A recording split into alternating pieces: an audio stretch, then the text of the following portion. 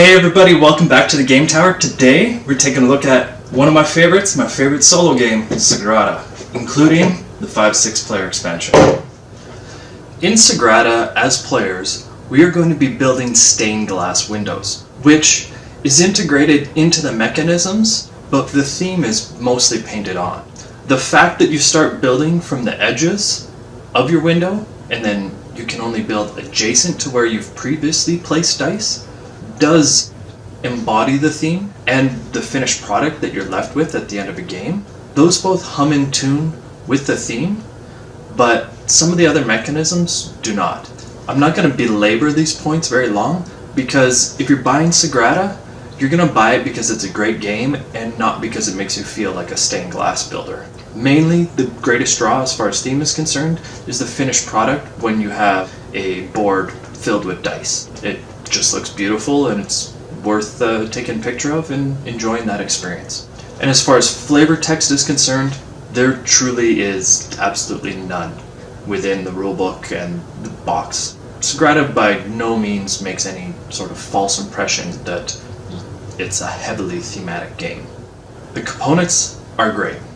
These beautifully made triple layer player boards do a great job to install the window pattern cards, and they also don't warp at all, which is very impressive, as these days in gaming with boards that have multiple layers, they have a high tendency to warp, whereas the Sagrada ones don't at all, and that's quite impressive. They serve their purpose perfectly and do a great job of holding the dice within them, so that even if you bump your player board, they won't be shuffled or moved in any way that would ruin or set back the game. And other components such as the canvas bags are very nice hardy stock, although they're black and probably blend right in with my table.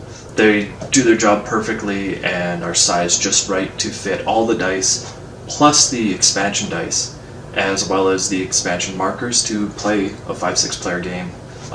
Do keep in mind that those two canvas bags come with the base game. One detraction from the vast majority of high quality components offered by Sagrada are the glass beads. I don't have them out right now, but this is actually my second copy of Sagrada, as I won it as a prize, and my first copy had some of the original glass beads break in it. So do keep in mind that you might have to replace those, although you don't need the full amount every single game. But overall, the artwork and graphic design are excellent, and the quality of all the components are very good, aside from the glass beads failing to endure for years of gaming. Now when it comes to the mechanisms, this is where Sagrada shines. Within the window frame pattern cards are where the player restrictions appear, where you must place a specific color or number of die in those specific spots. Those rules cannot be broken, although some of the tools might modify them slightly, but effectively you can never change that. You can change what dice you placed in there later depending on the tool card available, but you're always going to be hemmed in by the side of the window pattern that you choose at the beginning of the game. Then, as the game progresses, it's your decisions as a player that increases the challenge upon your game. Whether or not you stain yourself into a corner, or you pave the way to a filled out frame. Either of those results is entirely based on your decisions as the player. Throughout Sagrada, the game's mechanisms make thematic sense, whether or not it's the scoring cards or it's the tools, because every stained glass window maker needs their tools to help them get out of a tight spot.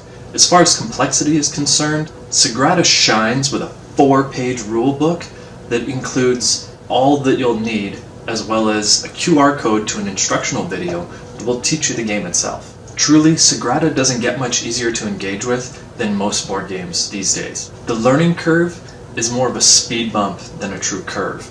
Those 4 pages of the rulebook provide a strategic depth that is very fitting the playing time that Sagrada demands, which is merely a half an hour. Possibly, with the 5-6 player expansion, you will see games go up to an hour, but even still, that's a very good play time for a 6-player game.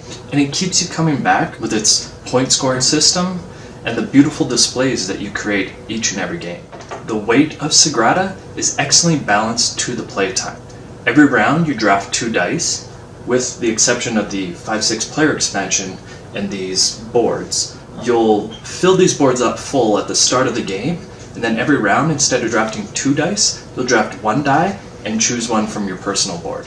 And those decisions are not overly weighty, as to keep the downtime to a reasonable level, especially in a 5 or 6 player game. As it is an abstract game, there is the odd time when a player can get stuck in AP, that is, analysis paralysis. As I mentioned before, you can stain yourself into a corner where all the decisions you have are not good ones. Then that's when you can utilize the tools that every game will have 3 options for you to choose from. Utilizing the tools available in a game can help that player stuck in AP escape from their decision dilemma.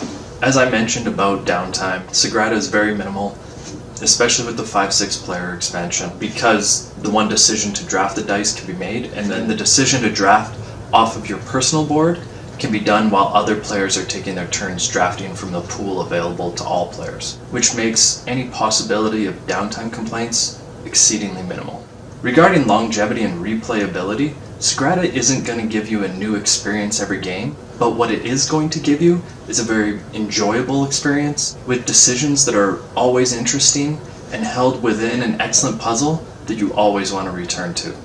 As far as my recommendation is concerned, Sagrada is one of my absolute favorite games, especially as a light, quick solo game. The only people that I would not suggest Sagrada to are those who need direct player interaction within their games. But other than that, Sagrada is a 10 out of 10 on BGG as far as I'm concerned, and I couldn't suggest it more, which is why I also have the expansion and one of the promo window pattern cards.